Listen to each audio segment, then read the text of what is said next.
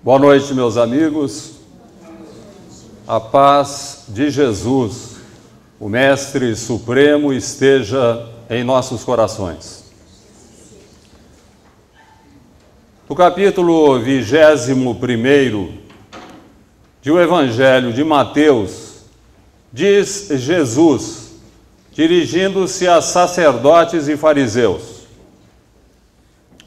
atentai nesta outra parábola. Havia um homem, dono de terras, que plantou uma vinha, preparou-a convenientemente e arrendou-a a uns lavradores. Depois ausentou-se do país. Ao tempo da colheita, enviou seus servos para que recolhessem a parte que lhe tocava nos frutos. Mas os lavradores, vendo os servos, espancaram a um, apedrejaram o outro e ao outro mataram. Enviou o Senhor outros servos em maior número e procederam com eles da mesma forma os lavradores. Por último, enviou-lhes o seu próprio filho, dizendo: a meu filho respeitarão. Mas os lavradores, vendo o filho, disseram entre si: este é o herdeiro, ora vamos, matemo-lo e apoderemo-nos de sua herança. E o agarraram, lançaram-no fora da vinha e o mataram. Quando, pois, vier o Senhor da vinha, pergunta Jesus: o que fará com aqueles lavradores? Respondem sacerdotes e fariseus: fará perecer horrivelmente a esses malvados e arrendará a vinha a outros lavradores que produzam frutos nos devidos tempos. Disse-lhes Jesus: nunca lestes nas Escrituras? A pedra que os construtores rejeitaram, esta veio a ser a principal pedra angular.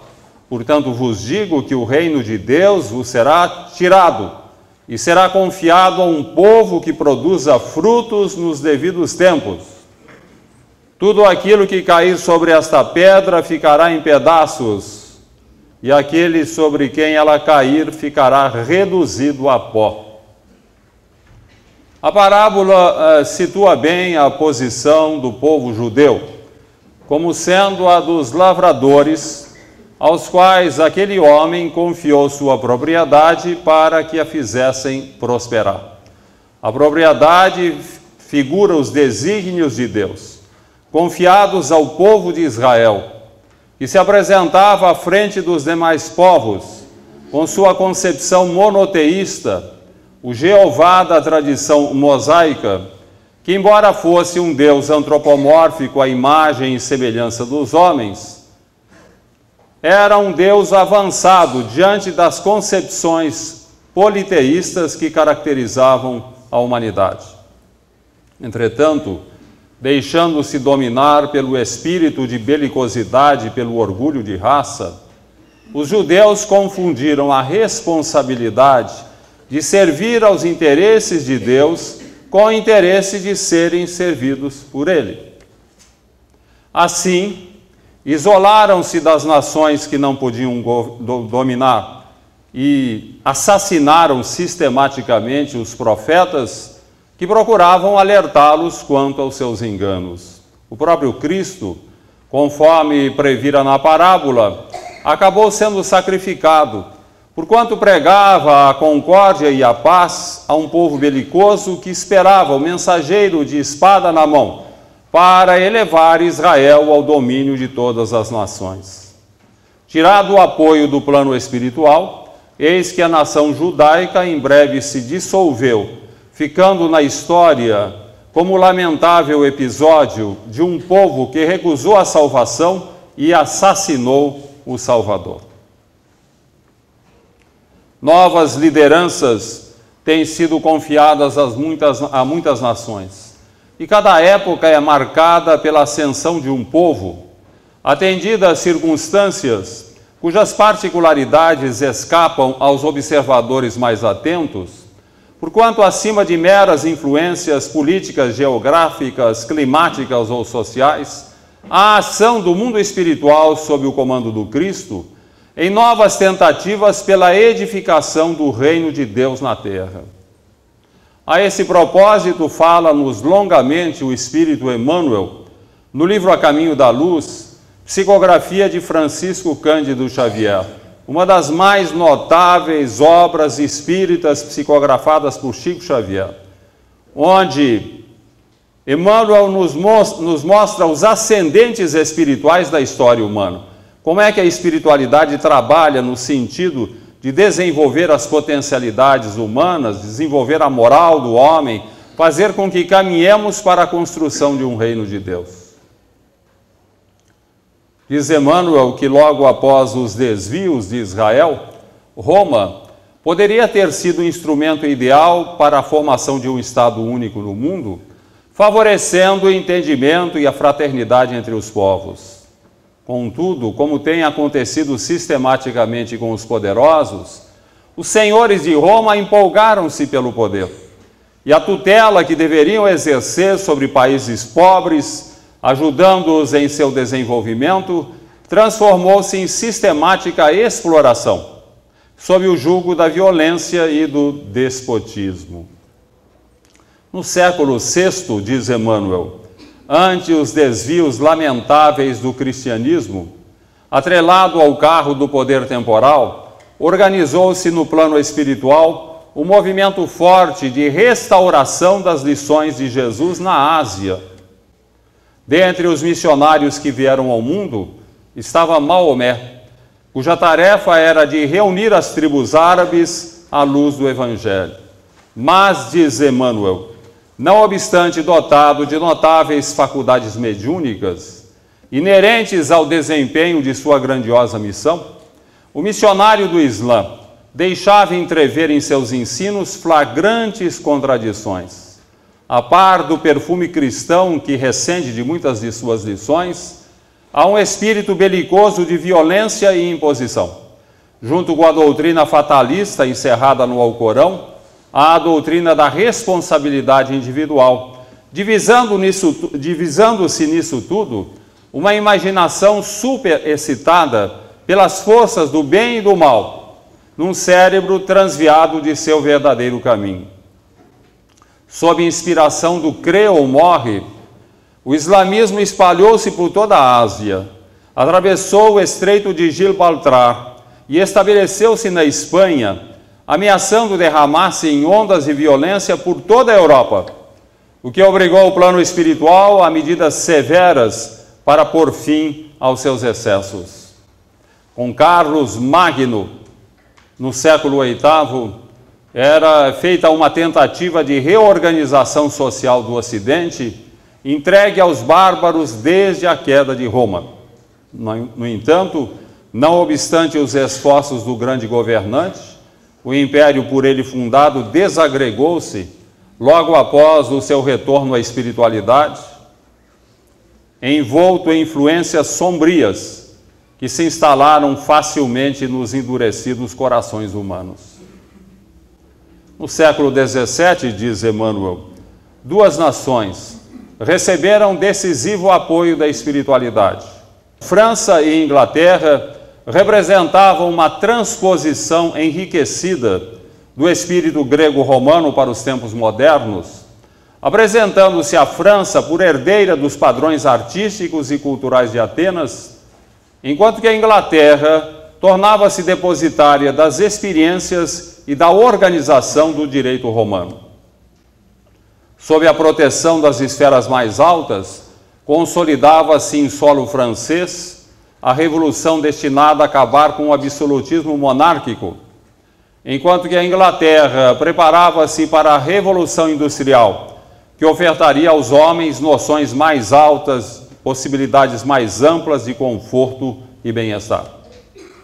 Entretanto, diz Emmanuel, como tem acontecido sistematicamente com as nações líderes, França e Inglaterra perderam-se em suas próprias contradições.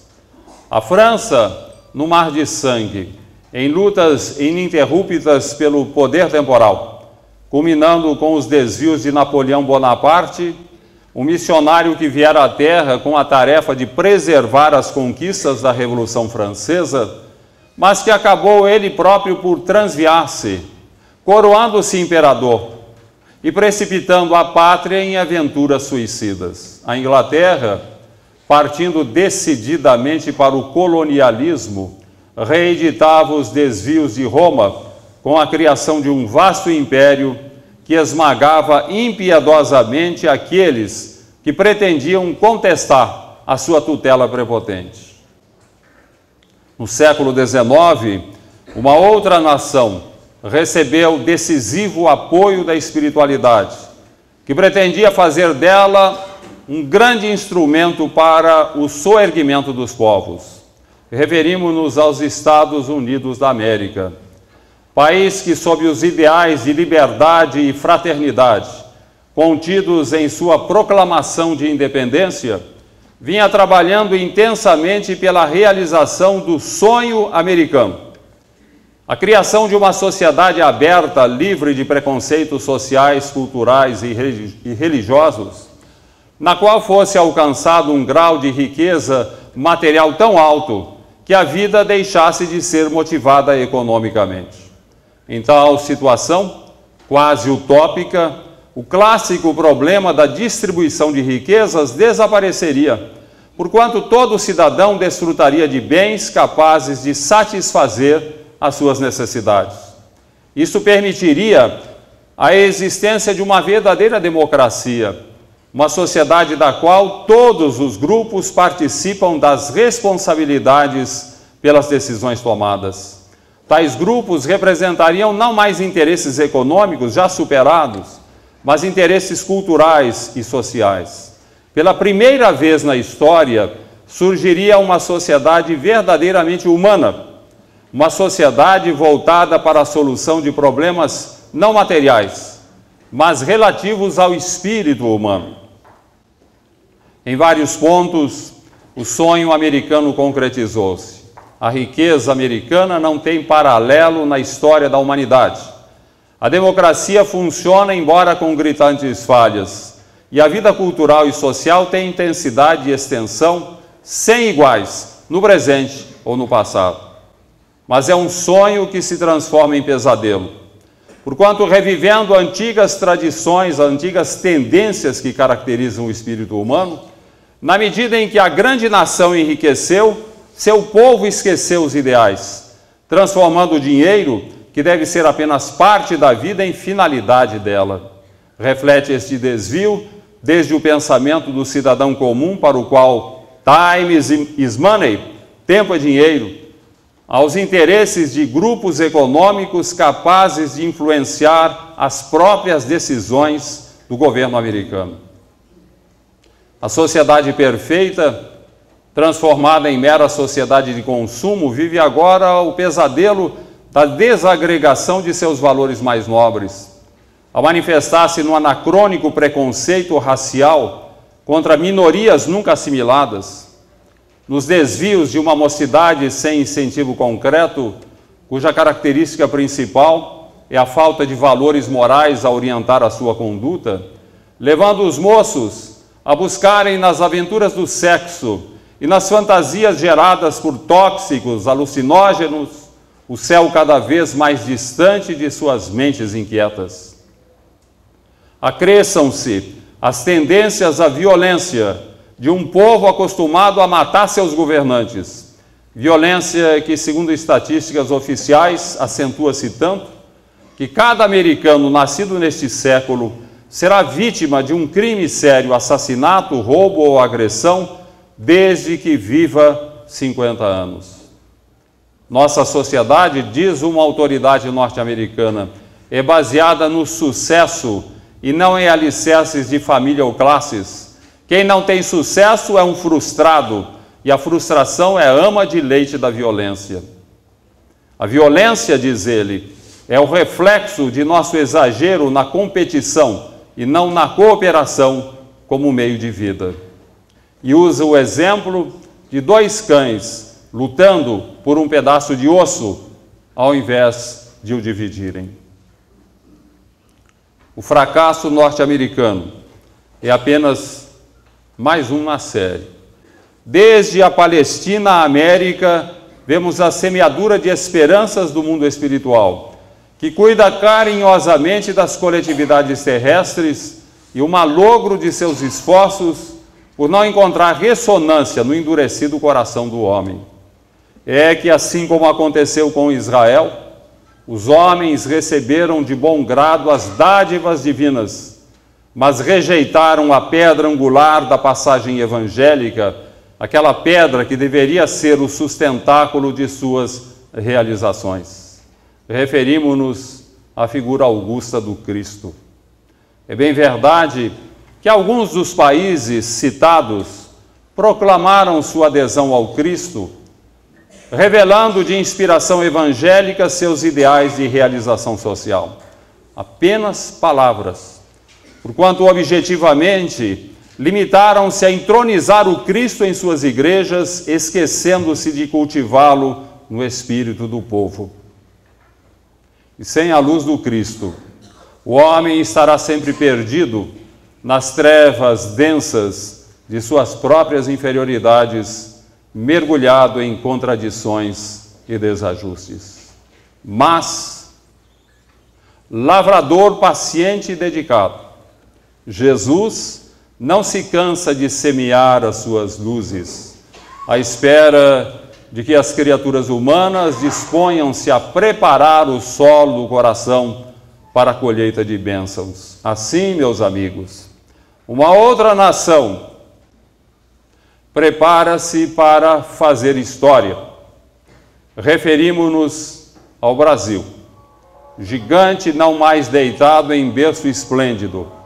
O Brasil deverá desenvolver uma grande missão que lhe foi confiada. E se quisermos saber qual é essa missão, recordemos o livro Brasil, Coração do Mundo, Pátria do Evangelho, em que o espírito Humberto de Campos reporta-se a uma das visitas periódicas de Jesus, o governador espiritual da Terra, ao nosso planeta, a fim de verificar os progressos de sua doutrina e de seus exemplos nos corações humanos. Humberto de Campos descreve a aproximação de Jesus, acompanhado por seus assessores, o seu secretariado, a ver como andava a Terra, isto em meados, como dissemos, do século XIV. E notando o comprometimento do continente europeu com o materialismo e do continente asiático com o fanatismo, Jesus decidiu, segundo Humberto de Campos, fazer uma transposição da árvore do Evangelho para as terras novas, desconhecidas ainda, de onde, segundo a expressão poética de Castro Alves, Colombo retiraria a América. E ao sul do continente americano deveria florescer o Brasil, ao qual estaria destinada uma tarefa totalmente diferente de todas aquelas que foram confiadas a outras nações. Competiria ao Brasil instituir um estilo novo de vida na terra, marcado pela fraternidade autêntica, inspirando a derrubada das barreiras de nacionalidade, raça e crença, para que sejamos na terra uma grande família, uma família unida e feliz como só a fraternidade pode estabelecer. O Brasil seria um foco de distribuição dos valores do Evangelho, de irradiação da mensagem evangélica para todos os países do mundo, preparando a promoção de nosso planeta na sociedade dos mundos. Deixaria a condição de mundo de expiação e provas, onde o egoísmo predominante nos corações é o elemento gerador de todos os males, para a condição de mundo de regeneração, onde consciências despertas em relação aos objetivos supremos da vida elegerão o serviço no campo do bem por supremo recurso de reabilitação e bem-estar. Estas noções que a doutrina espírita nos oferece, particularmente Humberto de Campos, pela psicografia de Chico Xavier, nos oferece, não tem por objetivo incensar a nossa vaidade de brasileiros. Fundamentalmente, estamos sendo alertados quanto à extensão de nossas responsabilidades nesta terra abençoada, onde, cumprindo as previsões de Jesus, convivem pacificamente imigrantes de todas as nações. E praz aos céus, não busquemos nunca o Brasil carisma, o Brasil potência, o Brasil cultura, o Brasil riqueza, o Brasil poder. Nenhuma nação foi tão inspirada quanto Israel, nem tão poderosa quanto Roma, nem tão culta quanto a França, nem tão rica quanto os Estados Unidos, nem tão forte quanto a Inglaterra. E todas fracassaram nas tarefas que lhes foram confiadas. Por isso, muito mais do que as outras nações o foram, precisamos do Brasil amor, do Brasil dedicação ao bem, do Brasil fraternidade e do Brasil irmão. E para que não incorramos nos mesmos enganos de outras nações, é fundamental que, muito mais do que um grande país, sejamos um grande povo, empolgados não pela realização de um novo sonho americano ou de um simples sonho brasileiro, em termos de grandeza material e poder, mas que estejamos empolgados pela divina edificação de um sonho cristão, onde o Cristo seja realmente a base, a pedra angular, sustentando-nos com a força de seus exemplos e a sabedoria de suas lições. O mundo precisa de um coração. Que o Brasil seja esse coração não por simples escolha do plano espiritual, não por uma mera questão de localização geográfica, mas pelo nosso empenho em fazer do Brasil a autêntica pátria do Evangelho, onde as lições de Jesus sejam vividas em plenitude. Por bandeira deste ideal sublime, como suprema inspiração de nossas almas, elegeríamos aquela mesma desfraudada por Allan Kardec, e pelo seu caráter universalista, é a própria bandeira da redenção humana. Fora da caridade não há salvação. A caridade é por excelência o antídoto do egoísmo, sentimento gerador de todos os males humanos. Aquele mesmo egoísmo individual que, projetado na consciência dos povos, transformou as lideranças do passado em instrumentos de exploração e opressão. Os problemas que nos afligem desde sempre serão superados na medida em que reconhecermos todos que somos irmãos. E neste aspecto, temos nos espíritas um novo sal da terra, a favorecer o tempero da fraternidade, com a criação de obras sociais espíritas, onde se ensaia desprendimento, onde se cultiva espírito de serviço, onde se trabalha pelo bem de todos. Na verdade, meus amigos, poderíamos resumir a temática espírita pela solução do problema da felicidade humana numa única palavra: participação. E na medida em que esta realidade tem sido compreendida, multiplicam-se creches, berçários, hospitais, albergues, lares da infância e da velhice, escolas, ao lado de centros espíritas ativos e empreendedores que divulgam incansavelmente o verbo renovador da terceira revelação, demonstrando que somente na medida em que estivermos dispostos a agir no plano social, vendo no serviço prestado ao semelhante, a única ponte para a felicidade autêntica, é que estaremos no caminho da nossa realização, que estaremos na concretização do Brasil, coração do mundo, pátria do Evangelho. O sagrado propósito de participação, buscando a integração em movimentos redentores, que tem no trabalho e na dedicação ao bem as bases do Brasil missionário. Dois grandes desafios, imensos desafios, nos esperam. O primeiro é o desafio das sombras. E lembramos aqui a afirmativa famosa do apóstolo Paulo, segundo a qual teremos que lutar contra os príncipes e as potestades do mal, contra espíritos que se infiltram nas instituições devotadas ao bem, comprometendo os trabalhadores de tal forma que estes acabam abandonando as suas tarefas.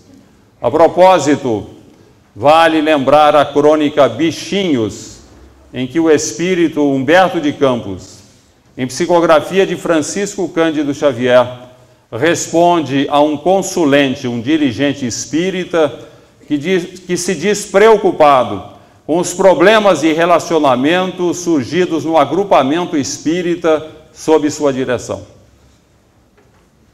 E lembra Humberto de Campos, uma velha e valorosa árvore que conhecera na infância, verde e forte, era uma verdadeira catedral na obra prodigiosa da natureza.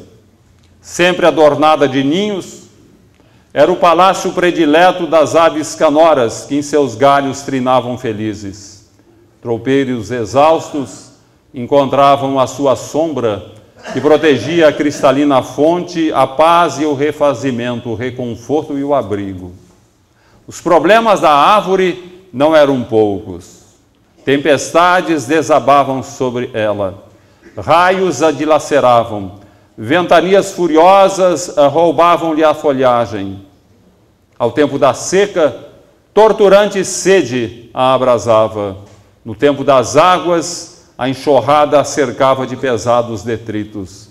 Mas a árvore majestosa resistia, reagia, recompunha-se, cada vez maior, mais bela, um prodígio, uma verdadeira catedral na obra prodigiosa da natureza. Um dia, entretanto, surgiram os bichinhos, minúsculos, quase invisíveis, incolores, ninguém lhes deu qualquer atenção. Que mal poderiam fazer ao gigante do solo? Mas os bichinhos multiplicaram-se, e multiplicaram-se indefinidamente. Ganharam as raízes da árvore e começaram a devorá-la devagarinho. Em breve tempo, a árvore prodigiosa que resistira a todas as intempéries estava reduzida a lenho seco, destinado ao fogo. Assim também, diz Humberto de Campos, são respeitáveis organizações que não se acautelam contra os perigos aparentemente sem importância. São admiráveis na fé e na resistência aos golpes do exterior. Suportam com paciência e serenidade estranhas provações e contundentes pedradas. Enfrentam o escárnio e o menosprezo público dentro de inalterável tranquilidade, indefinível força moral. Visitadas, entretanto, pelos vermes invisíveis da inveja e do ciúme, da incompreensão e da suspeita, depressa se perturbam e se desmantelam, pondo a perder grandiosas realizações no campo do bem.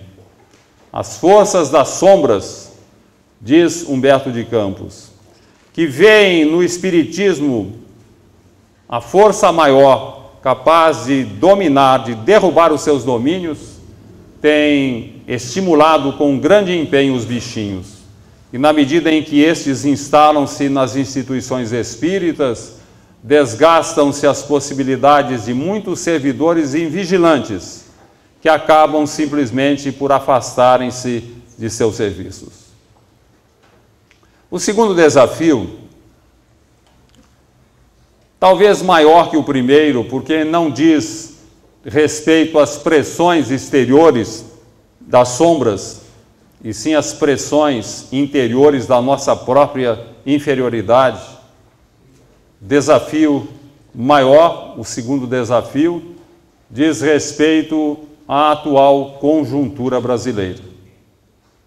A corrupção quase institucionalizada, a violência urbana, a dissolução dos costumes, a escalada dos vícios, a exclusão social em que vive considerável parcela da população brasileira, tudo isso nos oferece um quadro terrível, dantesco, que nos leva a colocar em dúvida as próprias previsões de Humberto de Campos a respeito de nosso país. No meio espírita, muitos confrades questionam: isso é uma fantasia de Humberto de Campos, não é uma revelação espírita.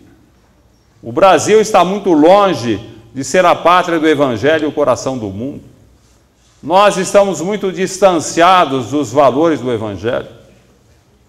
Não coloca-se em dúvida que o Brasil tenha sido escolhido realmente pelo Cristo, como afirma Humberto de Campos, através da respeitável mediunidade de Chico Xavier, para ser o foco de irradiação do Evangelho para o mundo.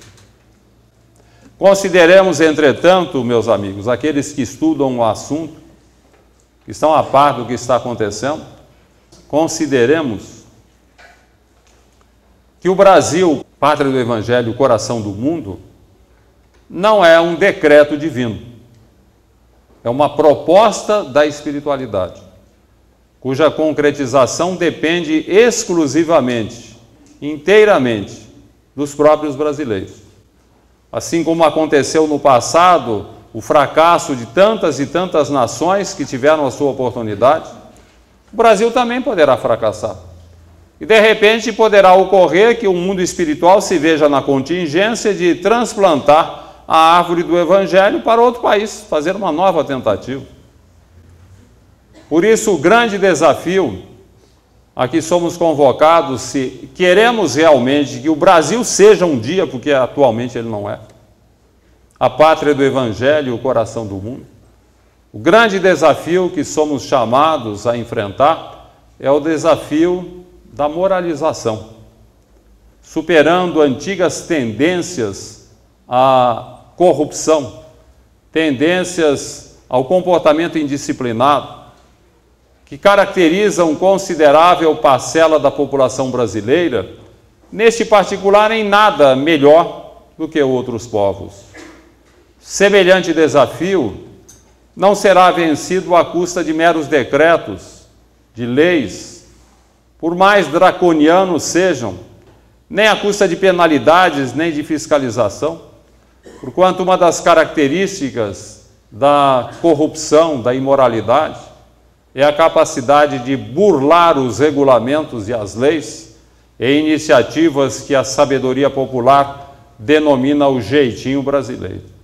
Semelhante desafio terá que ser vencido a partir de nosso próprio esforço individual, no sentido de não fazermos nada, absolutamente nada, que leve prejuízo ao semelhante. O que está implícito no ensinamento de Jesus de que devemos fazer ao semelhante todo o bem que gostaríamos nos fosse feito. Na medida em que estejamos dispostos a fazer todo o bem ao nosso alcance pelo próximo, jamais faremos nada que possa prejudicá-lo. É impraticável, por exemplo, ao governo fiscalizar milhares e milhares de balanças onde são pesadas mercadorias em todo o território nacional, evitando que fregueses sejam lesados por quilos de 900 gramas ou menos por comerciantes inescrupulosos. Mas se cada comerciante, perfeitamente consciente de suas responsabilidades, agir com lisura, o problema logo será superado.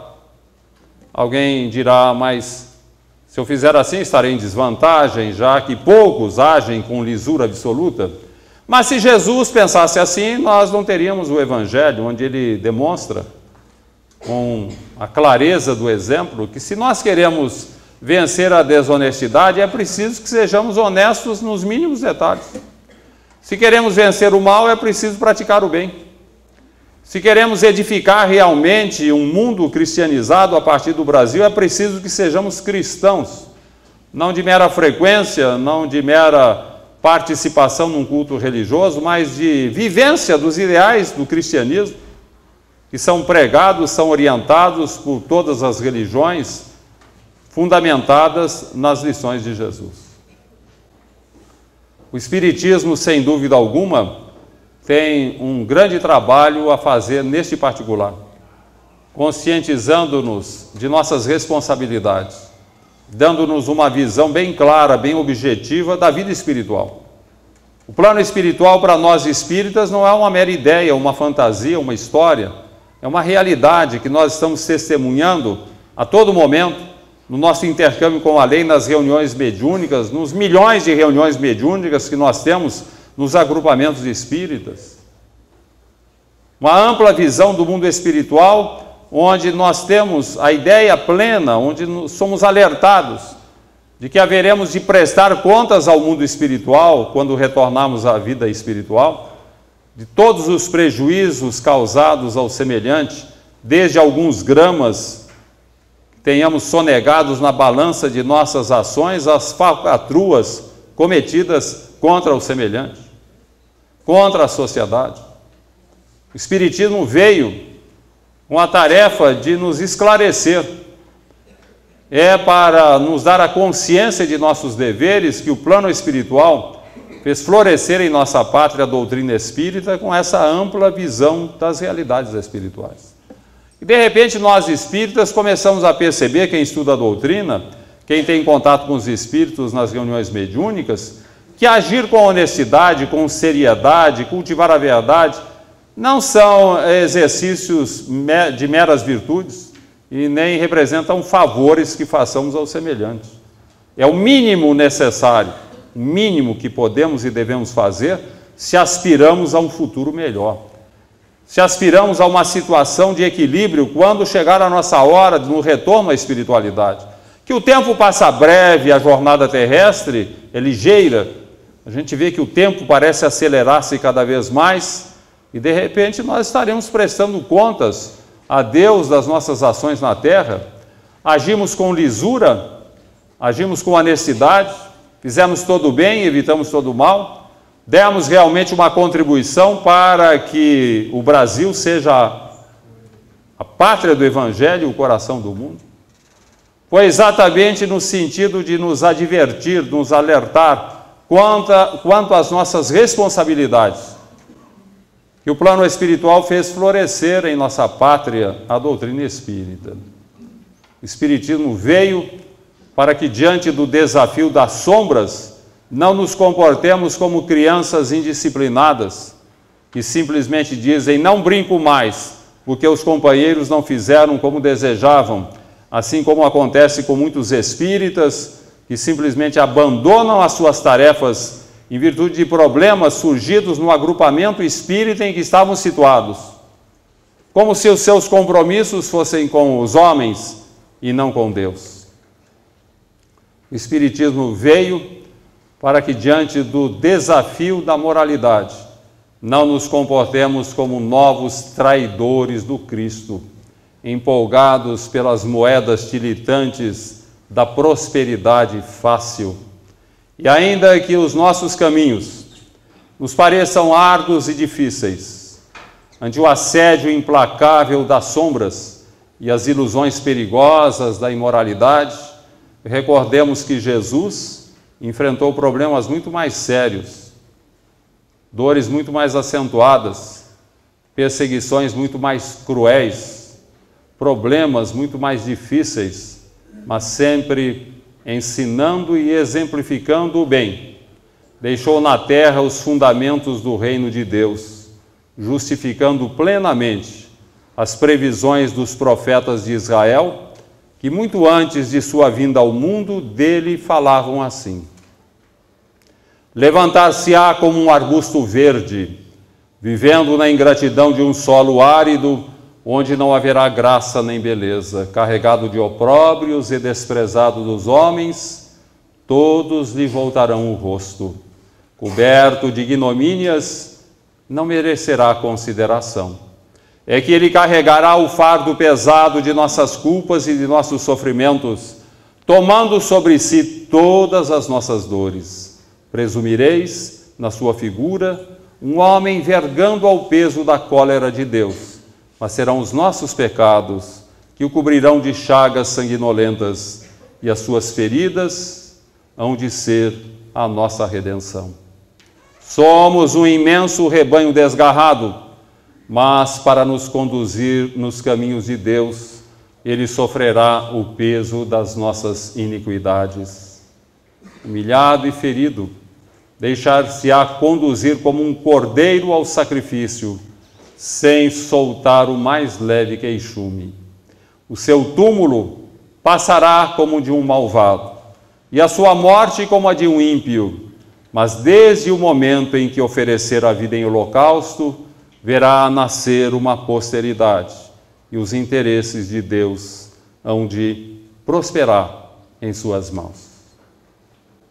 Meus amigos, que os interesses de Deus em torno do Brasil missionário também prosperem em nossas mãos. Não malbaratemos as oportunidades de serviço redentor que a doutrina nos oferece. Abracemos nossas tarefas com amor e perseverança no bem. O Espiritismo situa-se por uma vanguarda de esclarecimento para a humanidade, em favor de um mundo melhor. Por isso, trabalhemos sim pela nossa prosperidade material, que não é pecado, pelo nosso conforto e bem-estar, mas sejamos, sobretudo, espíritas autênticos, para que o Espiritismo seja a alma do Brasil, na composição de um estilo novo de vida na Terra, onde o Cristo seja realmente a base, a pedra angular da passagem evangélica, sustentando-nos com a força de seus exemplos e a sabedoria de suas lições. Sejamos, sim, com muito empenho e valor, o novo sal da terra, o tempero do Brasil missionário, como destaca Castro Alves em psicografia de Francisco Cândido Xavier, naquele inesquecível Pinga-Fogo. Brasil, o mundo a escutar-te pergunta hoje o que é.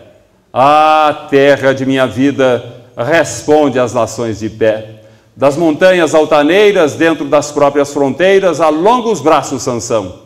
Sem prepotência ou vanglória, grava no livro da história um novo rumo à evolução. Contempla a sombra da guerra, dragão do lodo a rugir, envenenando a cultura, ameaçando o porvir. Fala, assembleia de bravos, aos milhões de homens escravos, sábios, loucos, prometeus, do píncaro a que te elevas, dissolve os grilhões das trevas, na fé que te induz a Deus. Brada, gigante das gentes, proclama com destemor que o Cristo aguarda na terra um novo mundo de amor. Ante a grandeza que estampas, os mortos voltam das campas, sublimando-te a visão. Ao progresso Fernão Dias, o dever mostra Caxias, Deodoro a renovação. Dos sonhos de Tiradentes, que se alteiam sempre mais, fizeste apóstolos, gênios, estadistas generais. De todos os teus recantos despontam palmas de santos, augustos pendões de heróis. Astros de brilhos tamanhos, Andrada, Feijó, Paranhos, em teus céus brilham pulsóis. Desde o dia em que nasceste, ao fósseis de Cabral, o tempo se iluminou na Bahia maternal. Hoje que o mundo te espera para as leis da nova era, o Brasil envolto em luz, que em ti a vida se integre, de Manaus a Porto Alegre, no Espírito de Jesus. Ao resguardar o direito, mantendo a justiça e o bem, luta e rasga o próprio peito, mas não desprezes ninguém. Levanta o grande futuro, ergue tranquilo e seguro a paz nobre e varonil, a humanidade que chora clamando, Senhor, e agora? O Cristo aponta, Brasil. Jesus nos abençoe.